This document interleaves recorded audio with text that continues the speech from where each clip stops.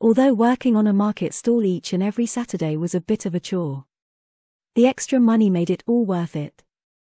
Some of my school friends thought I was a dag for having a job. But they were also envious that I had more spending money than they had. They teased me for working on a stall that sold the most horrendous fashions. And on that note, I completely agreed with them.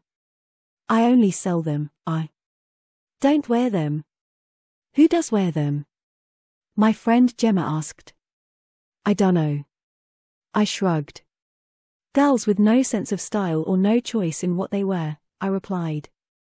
Thank God my mother doesn't stop there. Same here, replied Gemma. Even if my mum did buy me something from your stall, I'd just refuse to wear it. I couldn't agree more as I helped put up the stall on Saturday morning.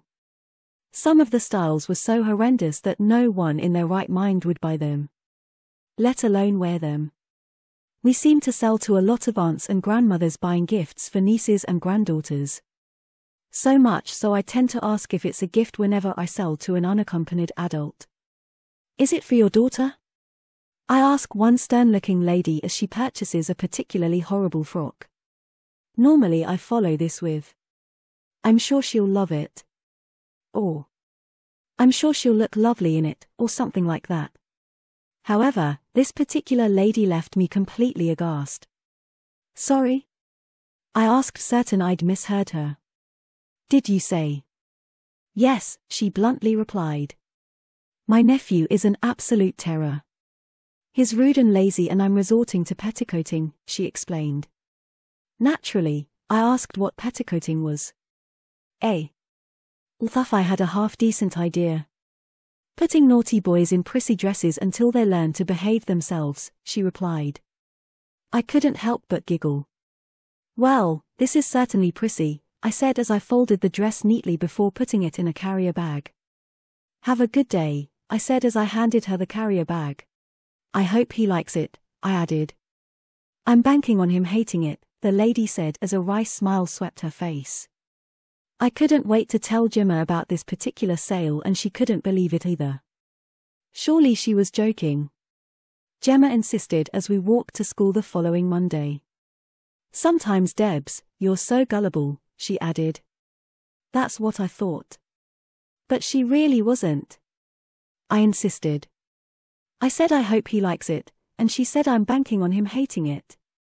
We both giggled at the idea of boys being forced to wear dresses. The bullies. The boisterous. The disruptive. But maybe Gemma was right. Maybe I am too gullible and the lady was teasing me. However, the following Saturday as I manned the stall, I noticed a familiar frock amongst the crowd of shoppers. Next to this was a familiar stern face. The same stern face I'd sold the dress to a week earlier. I looked at the dress again and almost balked at its horrendous style. And then at the head above its broad round collar. At first, I was still trying to deny the obvious. Lots of girls have short hair, I thought as the two figures sauntered up the high street. As they got a little closer, I spied lipstick and blusher painted on the most miserable face. And as they got closer still, it was clear that it was in fact a boy wearing what was possibly the most horrendous dress I'd ever sold. As they passed, the lady stopped. She turned the boy towards the stall and said, "This is the nice young lady who sold me your dress, Peter." I lied and said he looked very nice.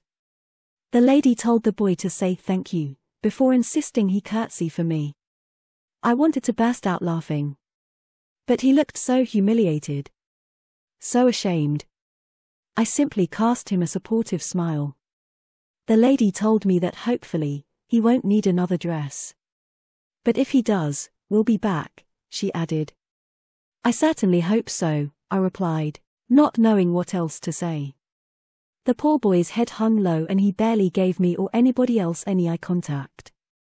The lady turned him away and they continued slowly along the high street. It was clear that he was being paraded and shamed. Heads turned. Fingers pointed. Children laughed and giggled. Adults talked in hushed tones. glancing at the boy in the horrendous dress. I couldn't wait to tell Gemma about it and telephoned her as soon as my day's work was finished. As we walked to school the following Monday, all she wanted to ask me about was the boy in the dress, and I was more than happy to describe every last detail. From the lipstick, blusher and the look of shame on his face, right down to his lace-trimmed white ankle socks and black Mary Janes on his feet, in which he uncomfortably yet carefully walked. When we got to our form room, the teacher prepared to call out the register, but first drew our attention to the new boy in class. "This is Peter Jackson. Please make him feel welcome," the teacher said as the boy glanced around the rest of the class. He smiled and said hello. But when his eyes met mine, he froze.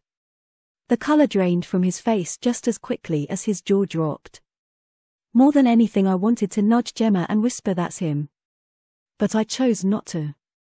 His first day at a new school must be nerve-wracking enough without me stirring things up.